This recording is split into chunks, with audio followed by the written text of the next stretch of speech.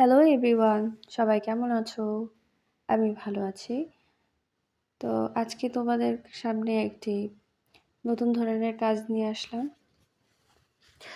কিছুদিন যাবৎ ট্রেন্ডিংয়ে চলছিল কৃষ্ণচূড়া ফুলের একটি ক্লিপের ভিডিও।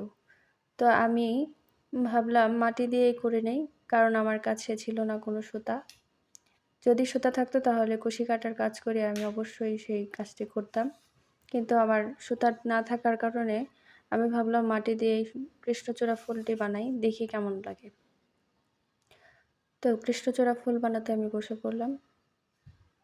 প্রথমে আমি কিছু মাটি নিয়ে ৩-৪টে ভাগ করে নিয়েছি এবং প্রথমে আমি মাটিগুলোকে পাপড়ির শেপ করে দিয়ে নিয়েছি, দেখতেই পাচ্ছ।